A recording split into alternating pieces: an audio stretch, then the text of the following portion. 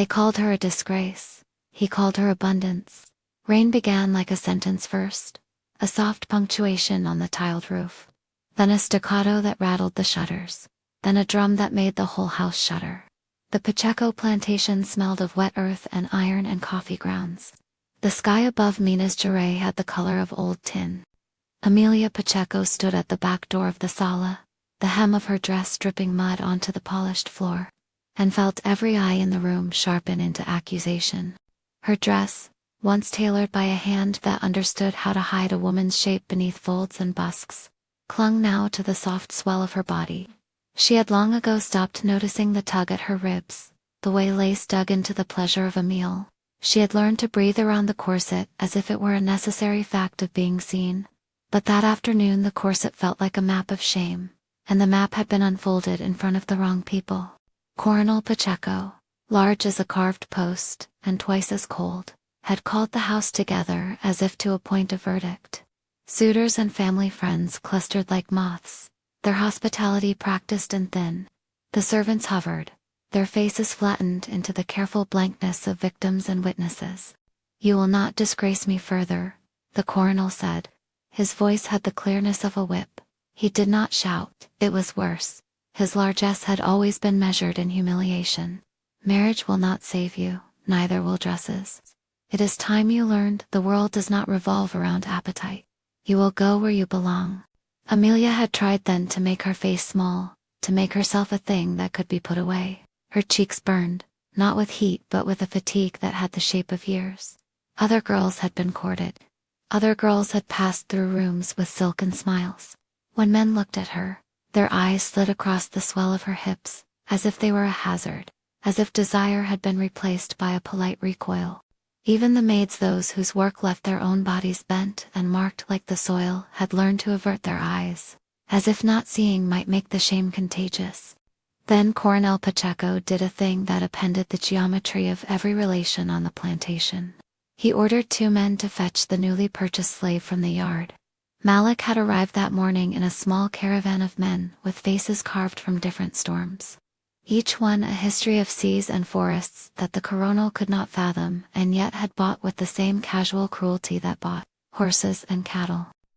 They had been brought for labor in the coffee groves, for the hands alone the coronel cared about. Malik was the tallest of them, a man whose shoulders read like a promise of strength, and whose eyes, when he moved them, were cool and cautious. The room went quiet in that particular way silence takes when everyone is listening for a new kind of violence. They could not imagine what the coronel intended. Amélia could. The daughter's punishment. One more public lesson. He instructed Malik with the same economy of language he used with his overseer. "Take her to the slave cabins. Keep her there until I command otherwise." There was a mutter of a sound she could not name. Relief, horror, disbelief. To be given into the charge of a slave was an abasement her family would be ashamed to speak aloud. But the coronel's hand was a stamp, his word was law. Malik stood, chains soft against the skin of his wrists, his face an unreadable mask. He did not boast, he did not speak. He made no show of domination. He obeyed. They walked out into rain that did not distinguish between the rich yard and the sanella, between imported silks and patched shirts. Mud flattened on their shoes.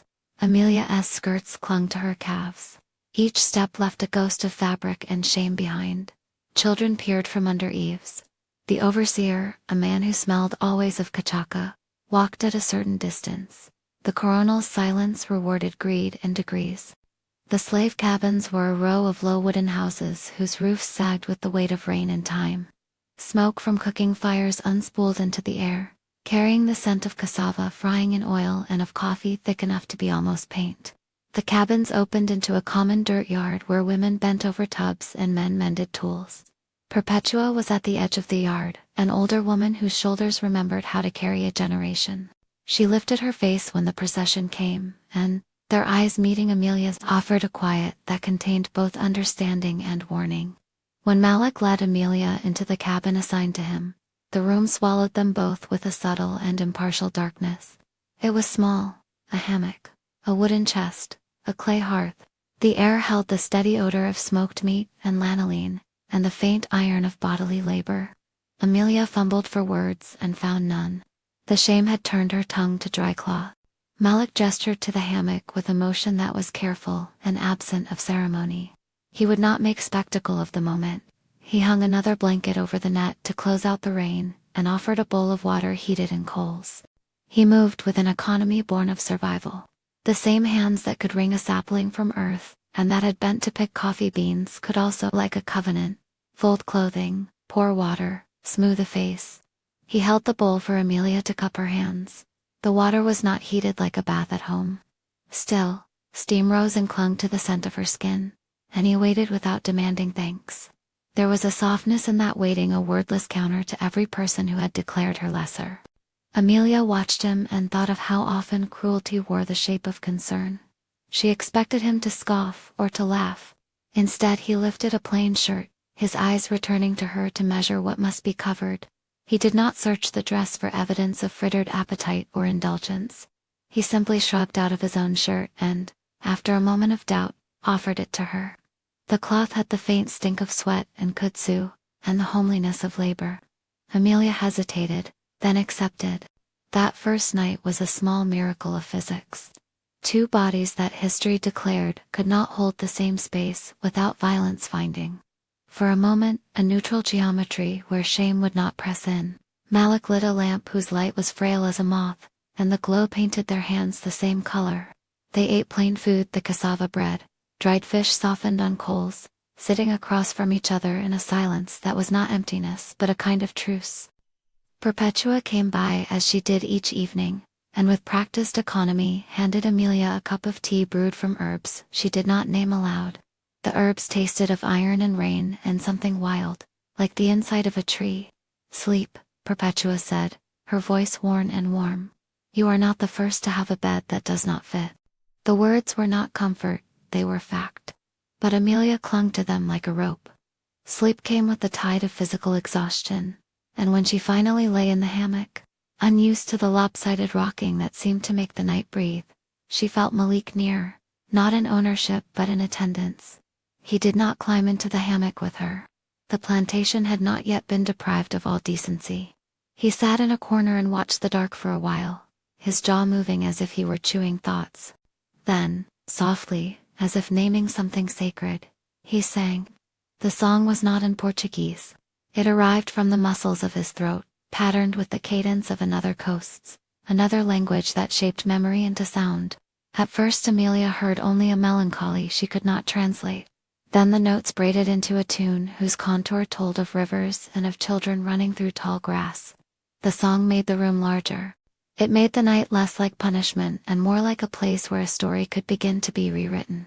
When she woke before dawn, she found him still there, awake, his face the color of coal in lamplight. He had removed his chains. The overseer had unlocked them and left them untended. Perhaps because the coronel had assumed the spectacle of punishment had been administered, and therefore finished. Malik kept the small chain looped on the nail above the hearth, an unintentional altar to the way things were. He had brought a small piece of bread and 2 figs wrapped in plantain leaves and placed them on the chest. "I woke hungry," Amélia said, the sentence falling into the tender gravity of intimacy that is never announced. She looked at him and saw for the first time a man who had been given a wrong name by law. The law had called him property. His body told of a different grammar. Malik answered in Portuguese now, his words deliberate, keeping the lilt of his mother tongue softened but present. "You had been given to the wrong house," he said. The phrase was not defiance, it was inventory. "You should not be here because you are a Pacheco. But here you are, I will feed you." What he said and what he did were 2 different contracts. He did not promise freedom, he promised flesh and bread. It was far more than Amélia dared to expect. Days then fell into a new rhythm. The plantation's labor did not pause because one household had found a fracture. Men bent toward coffee trees under the sour watch of the overseer, their hands knowing the schedule of pain like a mother knows the pattern of a child's breath. Amélia learned then what labor was when not gilded by genteel euphemism. She scrubbed the pots with the same hands that in town had held fans and cups. Her nails acquired the pigment of soil. She walked in the yard with her sleeves rolled and the shirt Malik had lent her flapping like a flag of small rebellion. There was a small, clandestine education that took place in the cabin. Perpetua taught her to make a tea for the heartburn that had plagued her since adolescence. She showed Amelia how to fashion a puff of cloth into a breast binder that would not cut her breath, but would keep the dress from dictating the body's shape. Perpetua's hands moved with the calm of someone who had delivered more than half the children on the plantation, and had seen how poverty meant improvisation, not shame. "We are all learning how to survive here," Perpetua said once, and her voice held a softness Amelia had never heard before. "There are things that hurt you because other people are cruel, but you will keep what is yours if you learn to name it." Moloch started to teach her things that were not in any book the coronel could read. In the privacy of the cabin, he taught her how to sleep without the corset pushing ribs into shame. He showed her how to let a breath come down into the belly, and how to hold it like a seed. He spoke in cautious metaphors, careful not to name the father in front of a woman who had been stripped of the protections of her rank, but not the memory of her father's voice. He told her of his own capture, of the smell of salt when men took him from a shore that had been his, and in his story were no melodramas, only facts, spoken like river stones. "You do not belong to the soil that owns us," he said once, with a tilt to his head that told of past religions and present iron, "but you also do not belong to the coronel's measure. That is not a home." She learned the cadence of his hands as they worked, the way he braided rope, mended nets, flaked the fish. His hands remembered their own country through muscle. Amelia found herself watching them with a hunger that had little to do with food. The plantation had taught her to tidy desire into neat packages. Suitors were for appearances. Curiosity was for young girls. But Moloch's hands in motion were an argument against tidy rules. They were honest in the way only hands can be. Honest about work, and about tenderness. Slow, small acts shifted the grammar of their relation. Moloch greeted her each morning with a cup of rice gruel, seasoned with dried shrimp and a slice of plantain he had fried in lard. Sometimes he would tinker with a cracked mirror in the cabin, smoothing the glass and handing it to her. "Now you see yourself," he said once, the words blunt and a tiny kind of mercy. In that looking glass, Amelia discovered parts of herself she had kept: folded away cheeks that still flushed, a mouth that curved with private laughter, a belly that might be rounded for reasons other than punishment. They were never alone from the eyes of the world. News in a place like the plantation traveled on parched tongues. Whispers flowed like water under the floorboards. The men in the yard noticed the way Amelia's shoulders stopped drooping. The women in the cabins watched the way her hands began to leave marks that mattered: baskets she wove, a small patch of beans she planted and coaxed into life. Children teased from the eaves like small merciless birds. "You are wearing his shirt," a girl of 12 said one day, her voice threaded with scandalized fascination. Amelia laughed, a sound that startled even herself. There was a risk in that laugh. It was a name in the open. The laughter did not mean anything about destiny or law. It simply meant that for the first time in her life she felt seen by someone who did not calculate her worth by the tightness of a bodice. It was after one of those afternoons that Moloch did something that shifted their cohabitation from necessity to something else. They had been working at an old fence by the trees, the wood slick with rain. His hands had bled small honest cuts from nails and splinters in. He had wrapped his palm with a scrap of cloth. Later, in the cabin, he produced a small pot of Savon ugly-smelling mixture. Perpetua had shown him how to make and, gingerly smoothed it over the wound. Amelia watched him with an attention that had the quality of prayer. "You have a child once," Malik said suddenly, his voice low. The sentence made Amelia look up. She had been thinking about her mother, whose face had been like a weathered coin in her memory. "Not here," he added, clarifying. "Where I come from, when women have more shape, it is a sign of health, of abundance. We do not say it like they say it here." The words were simple, and in their simple way they held a counter-thesis to every mirror that had ever called her too much. Amelia heard the word abundance and felt the knot in her chest loosen like a loop being unfastened. One evening, when the moon was a thin coin over the trees, Perpetua sat them both down near the hearth. The old woman had an authority that came from the number of births she had overseen and the children she had kept alive by cunning and prayer. She took Amelia's hand between two knuckles and studied the skin as if reading lines. "You will be watched," she said. "The coronel will think you dishonored him with your shape, and now we'll make the rest of it a lesson. Do not make it easy for him. Hold what is yours and hide when you must. But do not let his name be the measure of who you become." Amelia's fingers tightened. She felt suddenly fierce in a way she had not known she could be. There was something about being spoken to with practical tenderness that set the soul to work. Part of reclamation is not only receiving praise but being instructed in survival. Malik found himself in a position he had not chosen.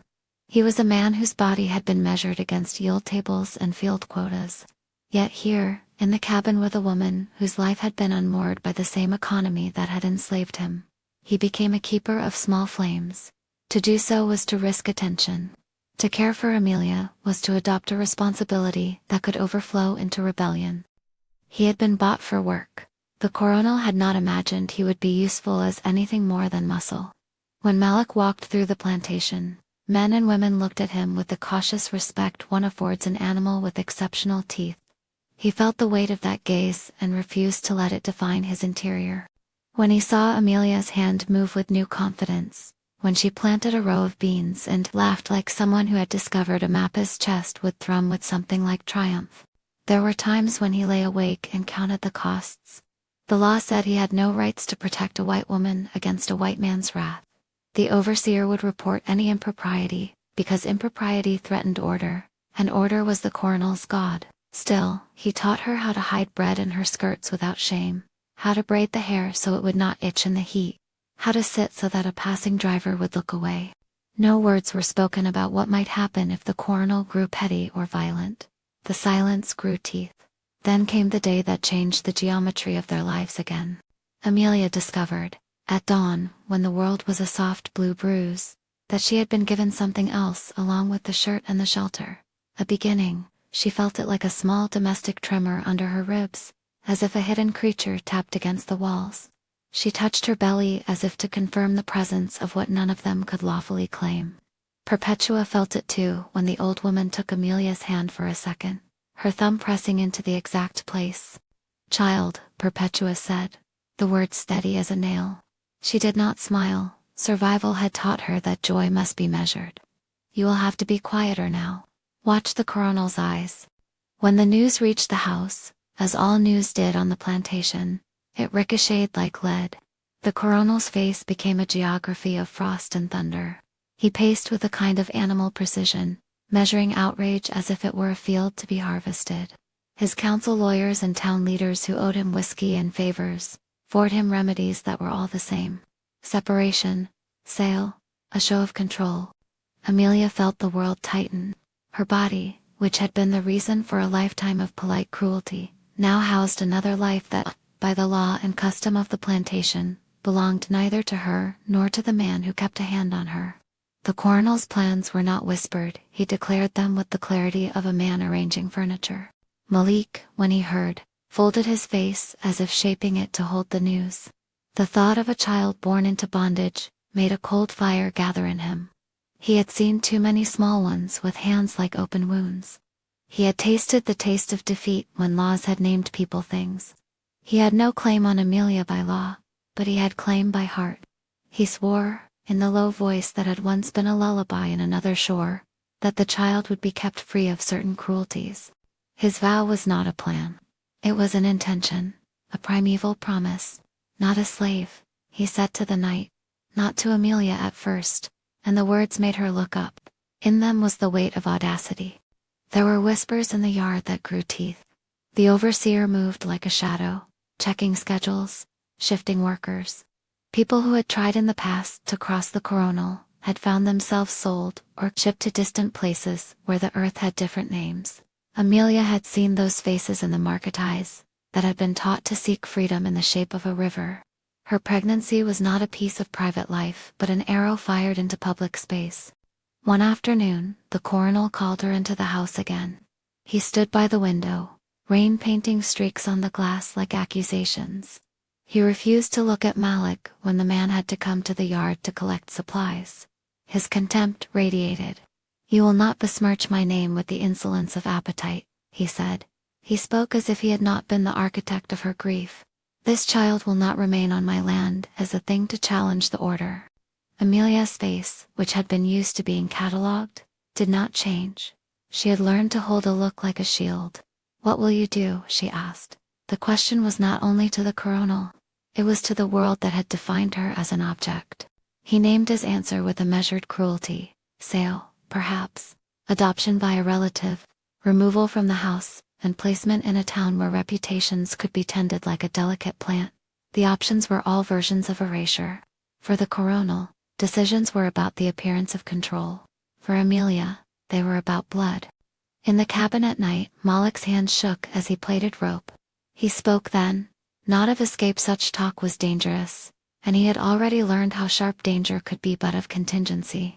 "We will not let them break what is being made," he said. "I will find a way." Perpetua, listening from her place near the hearth, did not look surprised. She had lived long enough to know the one constant of life on plantations, that bonds and business were intertwined. "He will be watched like a hawk," she said. "But the hawk can be fooled if bait is placed clever." Their plotting was not romantic. It was the arithmetic of survival. They carved time into small private economies, where bread could be hidden and letters exchanged. The bond between Amélia and Malak deepened because of necessity and because of something more tender. Through work and through the quiet mutual tending of a life inside the life. The plantation, as any earth-anchored institution, had ways to remind people of their places. The coronel began to show that reminder in small cruelties. A servant falsely accused and flogged. An extra day's labor heaped uncompensated upon the cocoa rows. The senzala tightened like a fist. Rumors of sellers passing through town circulated like weather. The threat that Malik might be taken, away sold to another master's holdings, shipped to a distant fazenda, with different grasses settled over the cabin like damp. The first time Malik was taken, it was nearly by accident. A misunderstanding at the market, a man who owed the coronel money and thought to pay. His debt with the bargaining of human heads led to a shouting match that ended with Malik dragged from the yard by men whose loyalty was bought with kachaka and favors. He returned, bruised and quiet, and that quiet was worse than the sound of his chains. Amélia watched him and understood that tenderness and survival were not the same thing as safety. But then came a night of small, impossible grace. The rain, which had always been a harbinger of sorrow here, became an ally. Malik had been back for a week. The coronel's eyes had sharpened, but had not yet turned to the shape of a final plan. Amélia, who had been learning to understand her body as place, felt the first real movement within her belly like a secret animal finding breath. She touched Malik's hand and found his palm warm and steady. He lifted his head and looked at her as if translating a new language. "There is a life," he said. The syllables fell into the room and changed the air. A life meant risk, but it also made certain things sacred. They sat then in a quiet that made speech unnecessary. Outside, thunder rolled like a distant drum. Perpetua hummed an old tune and mended a basket. The children in the yard were tucked into meals and chores, doing the small necessary things that made time a river. In that hush, Amélia felt, for the first time in years, the possibility of being loved not as a spectacle but as a person. And yet the world beyond their cabin held its own hunger. The coronel's letters were being arranged with a practiced hand. He consulted men who would speak legal sentences that made the heart of the Chenzala clench. Amélia had no illusions about the force of those papers. Legal words had become like ropes around necks. They had a small victory pending, an agreement that if they could keep the pregnancy secret long enough, the coronel might be strung along, distracted by other matters. Perpetua was adamant. Secrecy would be their defense until they could shape a better plan. Malik agreed, but with the eyes of a man who had seen too much suffering. He understood that the coronel could turn a whispered rumor into a vendetta that might cost them everything. It was at this delicate moment that a subtle shift arrived from the outside. A man from town, looking like a beetle in a fine coat, came to the plantation with news of a seller's caravan passing through the next market. The Karatas would buy people on the spot if the price was right and the coronel inclined. The overseer, on the coronel's instruction, began to make lists. The list had Malik's name. The Chenzala learned then the particular terror that surfaces when names are written down.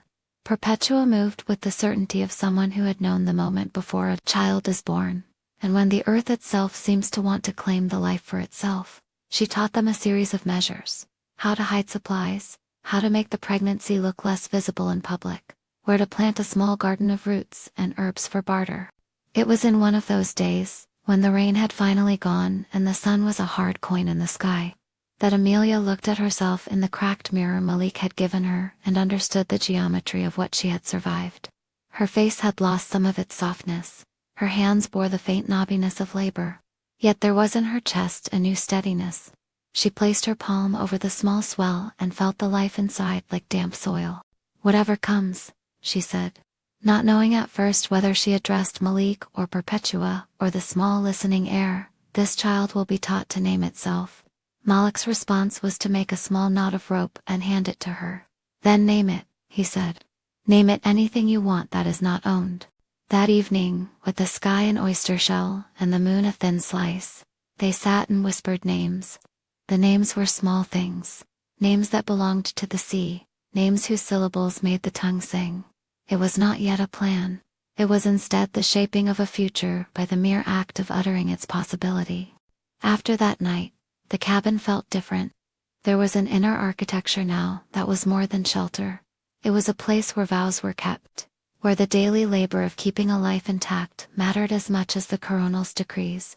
The plantation, with its rigid order and its markets, and its men who measured worth by weight and yield, could not erase small acts of kindness.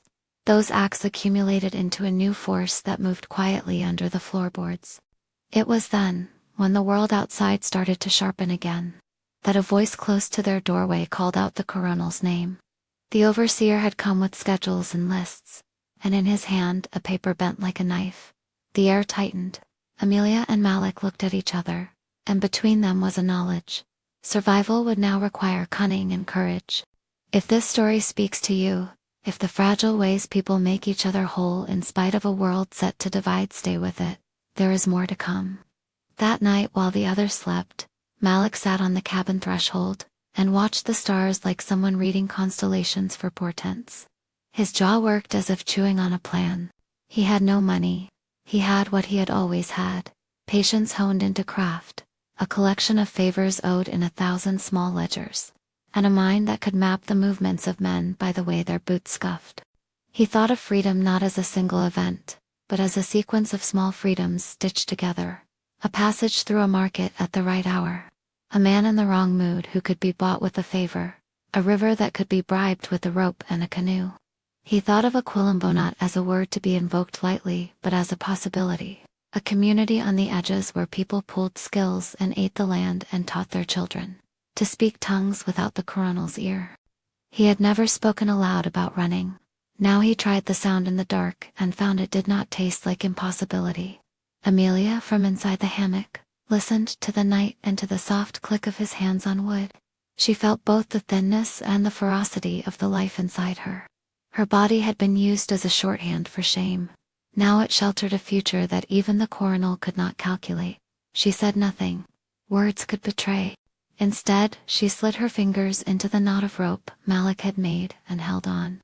The plantation slept around them in a sleep curated by power and the habit of obedience. But inside the small cabin, a different kind of wakefulness had begun to make plans. They were not yet strategies carved in iron. They were gestures, small and stubborn, that if knit together could become a seam resistant to tearing. Outside, a cart creaked on the road and men laughed in a language Amelia had learned to identify as the coronal, arranging his life like a ledger. Inside, two people who had been newly unmoored were learning the arithmetic of alliance. Theirs was not a fairy tale rescue. It was the daily composition of courage, one small choice at a time. And in the corner, Perpetua hummed the old midwife's tune, which, for all its age, contained a radical insistence. To keep life, sometimes you have to be smarter than the law. When dawn lifted like a curtain cut by a knife, they rose and took up their tasks again. The world shifted but did not break. The coronal would decide next moves, men would argue about sales, and rumors would thicken into strategy. But in the space where the shirt had been traded and the bread had been shared, something had been made that the coronal's paper could not touch. A mutual recognition of dignity. They had, for the present, a single advantage that the coronal could not price him congealed in trust. It was only a small seam against the weight to come, but in the life of the cabin it shone like a small, stubborn moon. And in the days that followed, as rain and sun and the busy, cruel choreography of the plantation took their turns, Amelia learned to move through the house with a new posture. She walked without pressing her ribs into a contraption of shame. She let the shape of her body be a thing that bore a child, an argument against erasure. Malik, for his part, learned to measure risk like a craftsman. He practiced small acts of defiance, hiding seed corn behind a loose board, slipping a message into a child's pocket, to be delivered in town, learning the grammar of making away. The coronel watched them, and in his watchfulness there was the slow ways of a storm gathering. He would make mistakes, as all men who try to hold the world by fear do. But the stakes were high. The plantation had been built by hands like Malik's, and by the labor of women like Amelia's forebears. The coronel would not easily dismantle those lives. Yet he would try. For now, in the cabin that smelled of smoke and bread and salve, a man who was once measured in terms of yield, and a woman once measured by the tightness of a bodice, were learning the contours of a future neither had been given. They were not yet lovers in the way songs insist upon.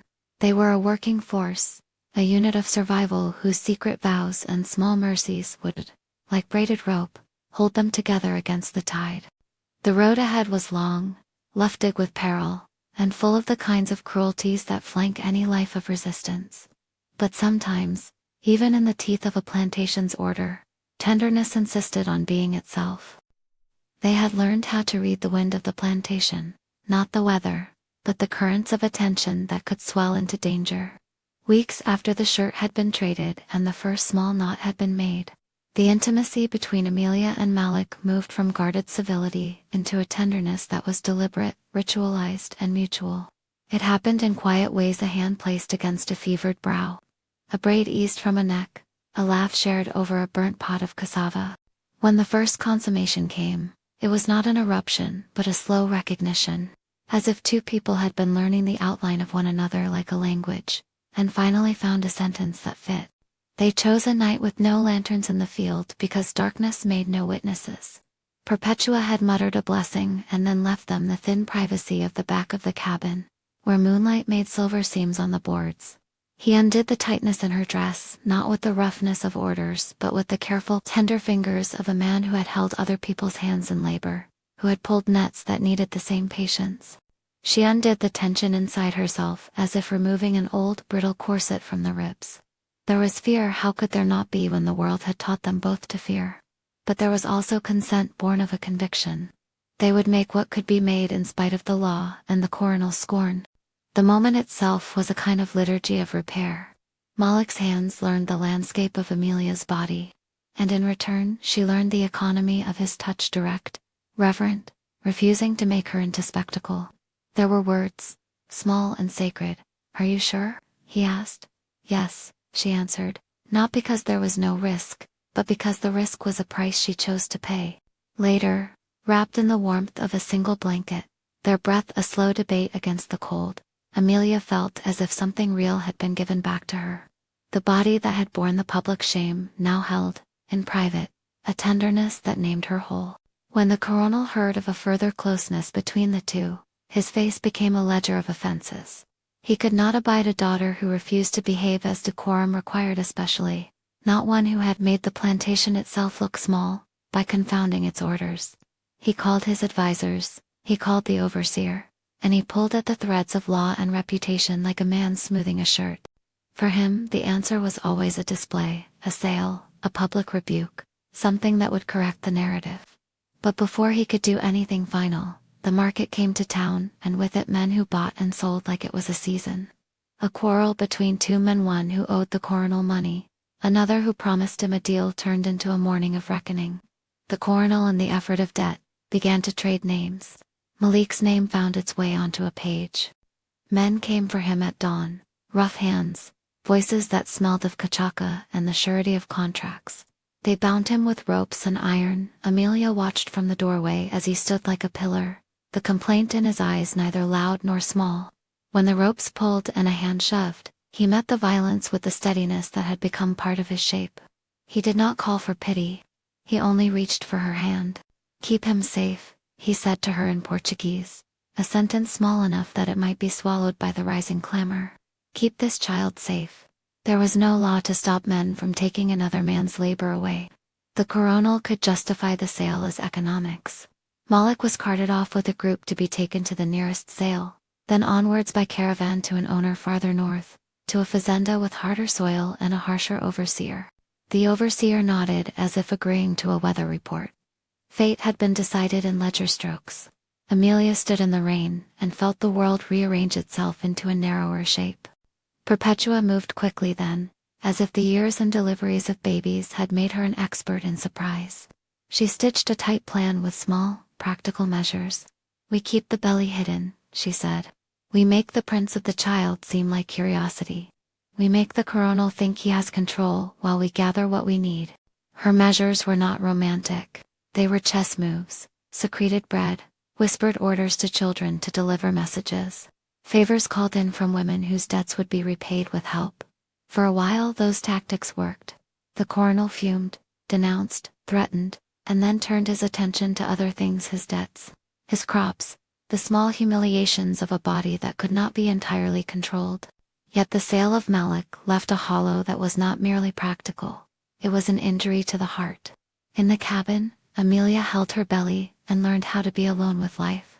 She spoke to the child as if each sentence could be a wall against the coronel's intentions.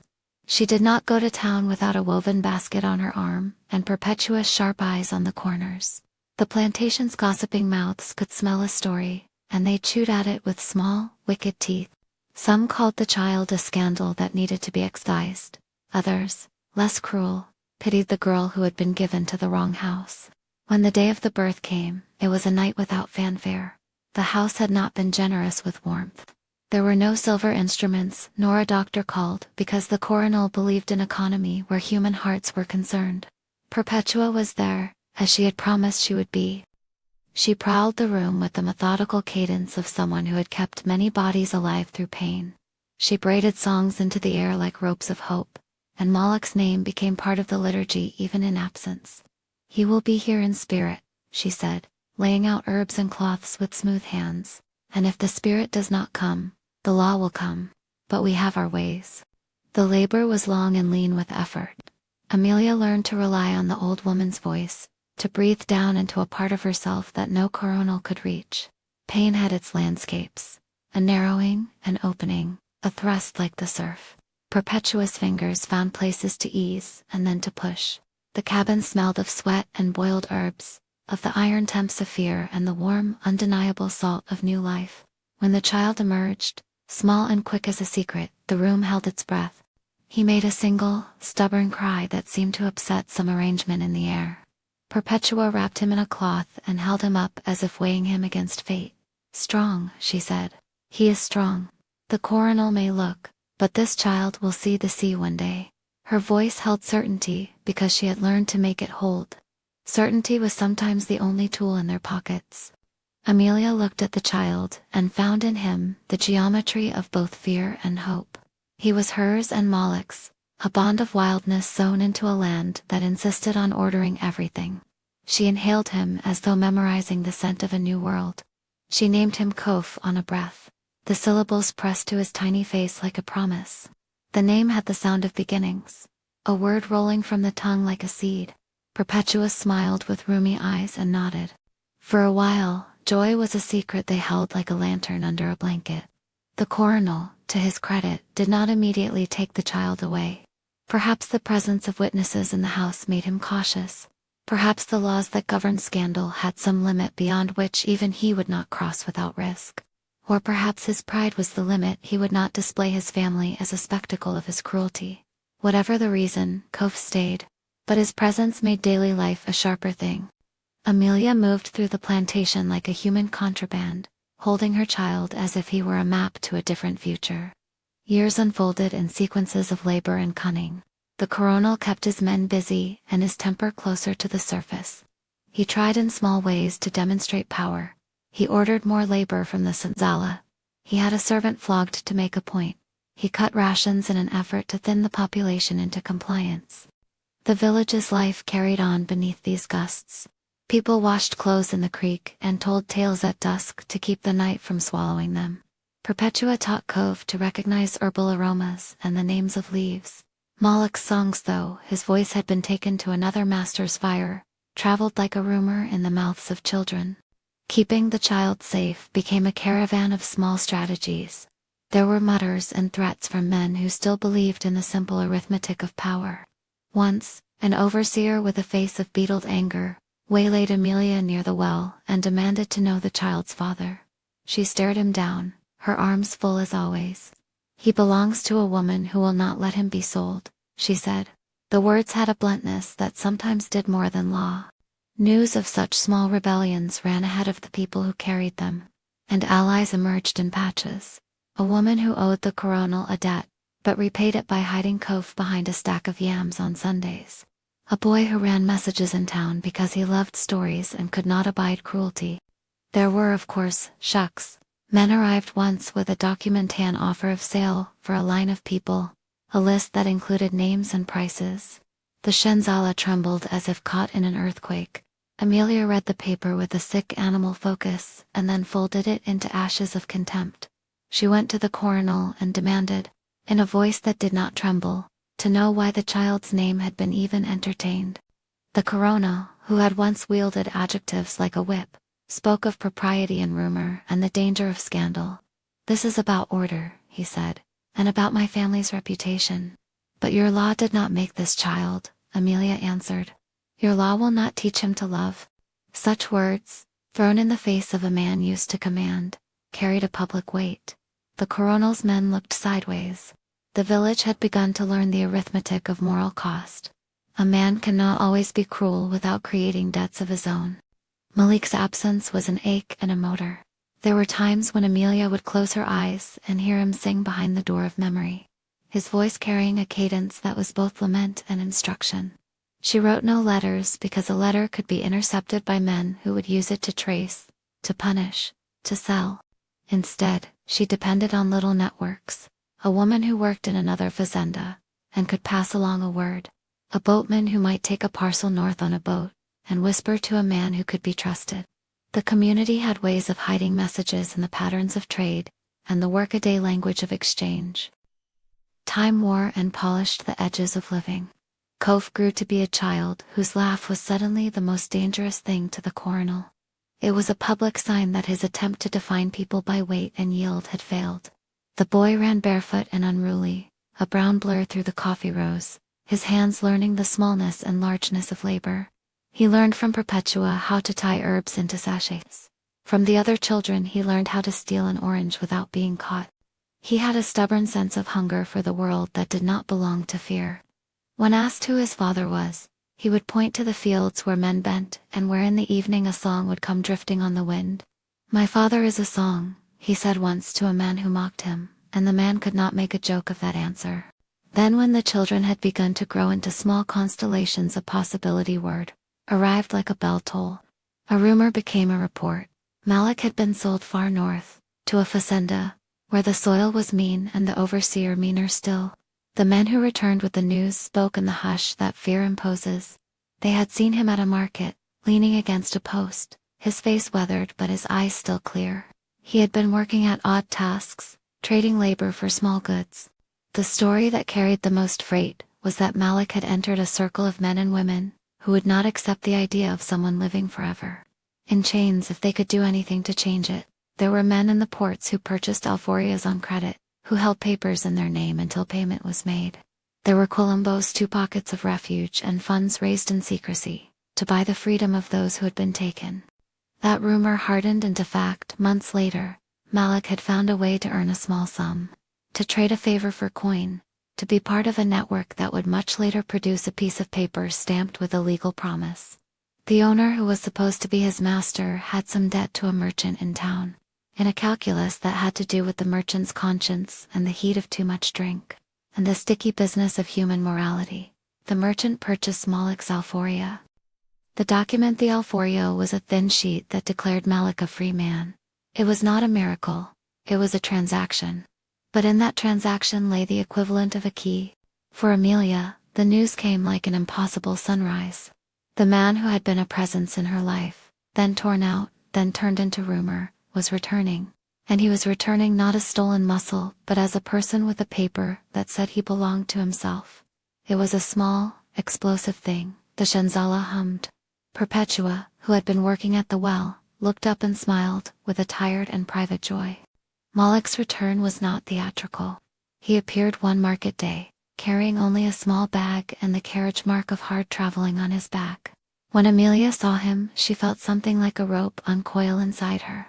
Kof, who was then a boy with a stubborn smudge of dirt on his cheek and a reckless grin, ran ahead and threw himself at Malek's knees. Malek's arms closed around the child with an urgency that made people turn and watch. He had the document folded in his shirt, a paper that had cost something in coins and in favors and in risk. For Malik to hold that sheet was to hold the proof of a kind of escape that had been planned by many hands. The reunion at the Pharaoh was messy and public. The coronel, who had come that day ostensibly to buy sugar, and to be seen by men who mattered, saw the tableau, and felt, for once, the burn of being witnessed in a way he could not control. His expression moved between amusement and a dangerous calculation. He had not expected Malek's return, and had not planned the social optics that now crumbled underfoot. People lingered. The town had a taste for stories where the powerful were shown to be human, and the powerful hated to be shown to be human in private. Malik did not parade his euphoria like a banner. He kept the paper safe but folded against his chest, and when the coronel stepped forward with all the easy malice of a man who thought reputation was his weapon, Malik spoke with the kind of calm a man learns when he has been starved of agency for years. "I am a free man," he said. "I bought what you think cannot be bought. I am going where I choose." The coronel's retort was the muttered, clipped sound of a dog denied a bone. He had men at his back, men whose loyalty was bought with rum and fear. He dared the market's wrath to manifest, and found that the market's interest was split. Some were eager for entertainment, some had long memories of the coronel's cruelty. Amélia stepped between them, not as a supplicant but as a person who had learned to stand. She held Kof close, her hand steady on his shoulder. The town looked about them, the air was suddenly thick with attention. "Do you know what you have done?" the coronel spluttered. "You purchased a man the law says is property. You cannot pretend the world will honor such things." Malek's answer was practical and swift. "I paid," he said. "I did the accounting and paid, no plea, no theft. You can write me down in any ledger you wish. I will not let your ledger decide the shape of my son's future." There was a small, bitter laughter among the bystanders. The coronel's face was an animal in the net of exposure. Pride, which had served him as a shield, now left him raw. After a series of tense minutes, the coronel did a thing that revealed his limitations. He walked away. He could not, in a public market, risk turning a confrontation into a spectacle that might have him labeled cruel beyond repair. He retreated with the same posture of small dignity he used when he wanted to claim a moral high ground. The coronel's retreat was a kind of defeat humiliation coated in the wax of a man who could not bring himself to fight in a place where others watched. The reunion did not remove the danger. The coronel could still arrange men to cut at them in the night. He could still call in false accusations. But Malek had his freedom and, with it, a new set of tools. He began to move, slowly and with a craftsman's patience, to gather what would be needed to leave the plantation for good. He took up work at the market, doing odd jobs, unloading boats, mending nets, anything that allowed him to gather small sums and build trust with those who supplied passage northward. He didn't want to leave with nothing to bind them to the outside world. His plan was to trade the small savings they could make into papers, a boat, an account with a merchant who would ferry them for a price. They worked in secrecy to plan their exit. Perpetual mapped a route naming women and men who could feed them for a night and hide them. Aquilumbo on the coast pledged shelter for a time. Malik turned up his pockets for scraps of coin. Amélia sold a few pieces of jewelry she had kept and bartered with men who dealt in passage. The world they left was a mesh of favors, bargaining chips, and the courage of a few who refused the coronel's orders as a moral proposition. Nights were spent murmuring plans and teaching Cove how to walk silently when danger came. Days were filled with gathering what would buy them a berth on a boat that creaked under the weight of many people's hopes. The night they left the plantation, A hush moved through the Shenzala like the shadow of a bird. They carried what they could, Cove small and clinging, Moloch with his paper folded into his shirt, Perpetua's small satchel of cures, and a quiet courage that had been accumulated in little acts. They slipped through a back path where no overseer walked, and where the moonlight was gullible enough to lend them cover. The cart that would take them to the nearby river was waiting, loaded with other goods that would disguise the cargo. The boatman, a man with a face like a folded map, and the air of someone who had bargained with too much sorrow, took their coins and nodded. They did not glide into freedom. They traveled by night, bunched between sacks of beans, listening to the river's language, as if it could teach them patience. Twice they were nearly caught by a patrol. Twice they had to hide their faces among sacks and pretend they were hired hands. At one roadside a drunkard recognized Malik and shouted. A fight flared and then cooled with a coin and an apology offered because the innkeeper had considered profit before cruelty. The journey to the coast was an accumulation of small dangers and small mercies. When they finally reached the docks that opened onto a sea like a wide, breathing thing, Amelia felt something unwound in her that had been holding every single tightness in her body since the coronal had humiliated her. The smell of salt and fish and the open horizon did what no law could do. It reframed living as possibility. Malik stood beside her, chest rising with a breath that tasted like work and liberty. Kof, dirty-footed and laughing in spite of the night's terrors, ran to the shoreline and let the waves slap his ankles. He shrieked with the pure joy of discovering a thing. Amelia watched him and felt a fullness that had nothing to do with old shame. They settled in Bahia, where the sun had a different color, and where the sea's air could be braided into a life. It was not an immediate Eden. They built a wooden house with a roof that let the rain in sometimes, and kept it out on other days. Malik got work in the docks and later on a small plot of land that belonged to a man who believed, whether out of sentiment, calculation, or something in between, that men who had been enslaved could, if given a chance, be valuable neighbors. He worked the soil with a humility that had nothing to do with subservience, and everything to do with craft. Amelia, freed from corsets and the constant pressure of being measured, learned to sew clothes that did not suffocate the body, and to sell them at market stalls. She attended early in the morning when the light was honest. Kof grew into a boy who ran like a bird and learned to swim like a fish. People in Bahia watched them, noticed the way Malik's hands mended nets and how Amelia's laughter filled small spaces with light. They made friends, they made enemies. There were men who sniffed at Malik's presence, men with old loyalties to masters and hierarchies, but the town's network of free workers kept a careful eye. The Quilombo's ties remained. Once, a small band of fishermen turned a drifting boat into a rescue, when word came of a storm farther down the coast. Years softened the scars into stories told at night.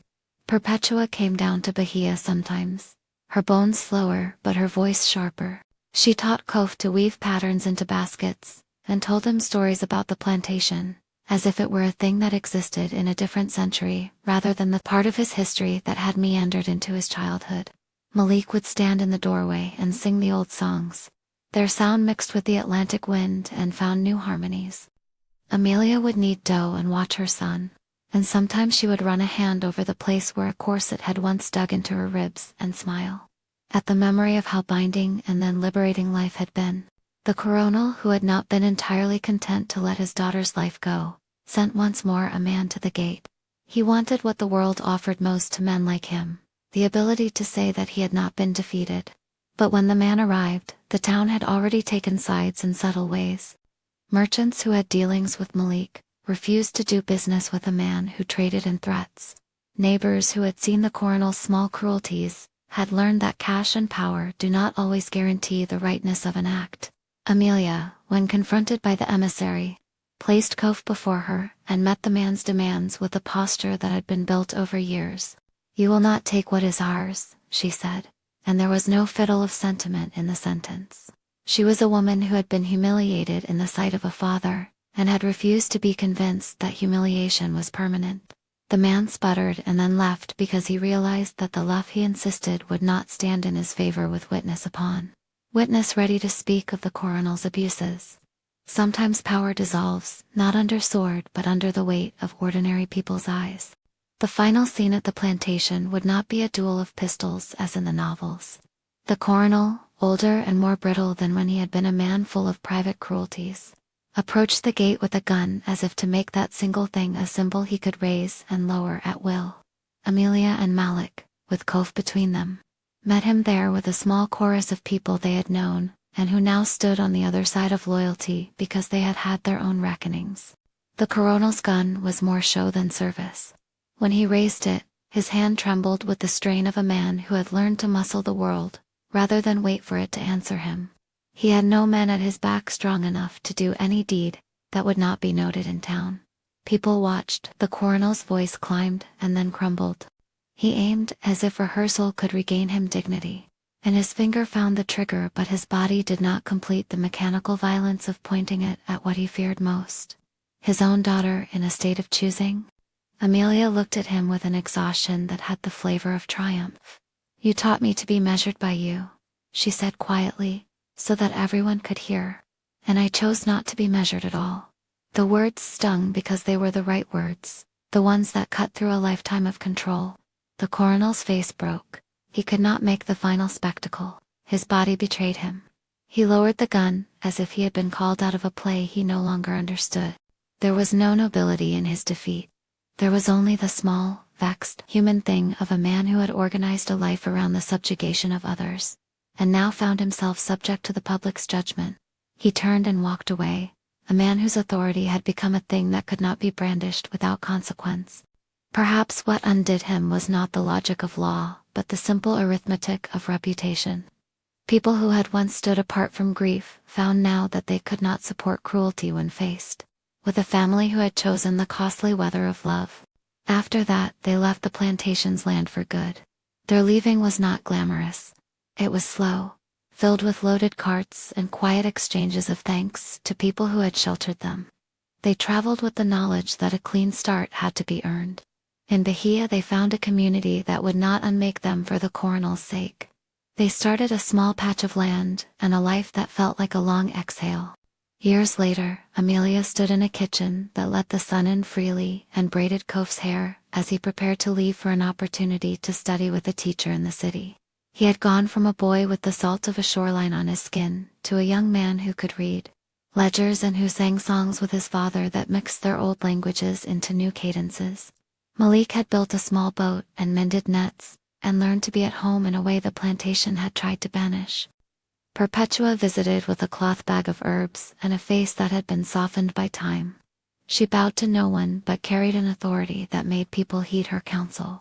On an afternoon when the sea was the color of cheap glass and the air smelled of dunda and frying fish, Amélia walked to the water with Malik. They carried little: a basket of fruits, a blanket, and the simple equipment of the kind of life that had been stitched, rather than seized. They sat on a rock and watched the horizon fold into itself. Malik took her hand as he had done years before, not with ownership but with the habit of tenderness. He fingered a small scar at the wrist she had gotten from years of work, and pressed his thumb there in a way that said, without theatricality, "You are here." They spoke quietly of losses, and of the small thefts the world had made of their ease. They spoke of Koof and of how his laugh, once so dangerous at the plantation, had become the measure of their courage. Amélia, who had once been called a disgrace for the generous shape of her body, ran a hand along the side of her dress and smiled at the sun. Her body, once public property of rumor and reproach, was now a vessel of life and memory. The shame that had once been a map across her ribs had dissolved into stories she could tell, without flinching, stories that she would tell to her son so he would know how to name the old cruelties without being undone. On the shore, a child whose feet had known both mud and sand shaped a small boat with a patchwork of planks. Malik hummed an old song, and then another that had taken on the rhythms of here. The air smelled of salt and possibilities. In the distance, a Quilombo's flag waved like a promise, and men who had once lived there came to trade for cassava and coffee. People ate and talked and laughed. The noise was not an erasure of the past, but an insistence on the future. When dusk came, they lit a lantern and sat with Koof between them. The boy no longer a boy in the way that the word suggested helplessness, but in the way that it suggested a young life, leaned his head against Malik's shoulder. He had been taught his parents' songs and perpetuous remedies and the small, stubborn craft of naming one's own self. He had learned to speak the words that no one, not even a coronel, could take from him. Amélia looked at Malik and then at the sea, and felt a gratitude that was not religious praise but the human kind. A recognition that what had once been intended as punishment had become the measure by which they remade themselves. The title of her past mocked as a disgrace was now a story told at night on Bahia's edges. She had been called too much by a world that feared abundance. Malik had loved her, not in spite of that abundance, but because of it. And together they had carved a life out of the raw stuff of survival and tenderness. The last light of day slid along the water and painted their hands the same color. Perpetua hummed in the background, a cadence that had delivered people into the world for decades. They had come far enough that the cruelties of one plantation felt like an old weather pattern that, while not forgotten, could be read and predicted. For Amélia, the corset had long been an artifact. For Malek, the chains had been a memory he wore like a scar but not like a shackle. For Kof, the future spread like a map, with borders he could redraw. When the story was told on porches and in kitchens, people remembered the planting of seeds, those small mercies and stubborn contrivances that had made freedom possible. They remembered songs that had bridged continents and words that did not belong to anyone but had the power to heal. They remembered that a body once rejected could be loved into dignity, and that love, in this case, had not been a simple romance but a refusal of a world arranged around hierarchies. At night, when the sea kept its long conversation and the town slept like a patient, Malik and Amélia would sometimes stand and look back over the years. The plantation was no longer a place they could touch. It existed in stories and in the scars of those who had not made it out. But in Bahia, where the sun burned for all and the sea kept a steady counsel, they had a house and a small plot of land and a son who could run and shout. They had made a life that refused to let a coronel's cruelty be its only memory. Kof grew and taught his own children the songs his father had sung and the recipes Perpetua had taught. They told them to learn the names of herbs and the ways of nets, to memorize the coastline like it was scripture. They told them to stand in their own measure and not let anyone else decide the shape of their life. When Amélia died many years later, not in some dramatic way but quietly in bed with Malik's hand in hers and children around, the town went into a soft mourning. People who had once been shocked by her shape now told the story of a woman who had taken on the weight of the world and made room for a child to be free. Malik buried her near the sea and planted a small flower under the stone. It was a modest thing but the kind of memorial that fit their life. Tender, practical, watched by the surf. In the end, what had been intended as punishment, the handing of a mistress to the domain of a slave, the public humiliation of her body unfolded into a different verdict. The coronel had intended to make a lesson. Instead, he catalyzed a life that would not be contained. The child they raised learned to name himself and the world and to refuse captivity. The life they built in Bahia stood as the proof. Rejection had been turned into shelter. Shame had been returned to dignity. The strong slave who loved her curves loved not merely a body but the whole person, her history. Her small acts of courage, her capacity to endure and to begin again. If this story touched you, if the turn from cruelty to tenderness moved you, please share it with someone who needs to hear such a thing.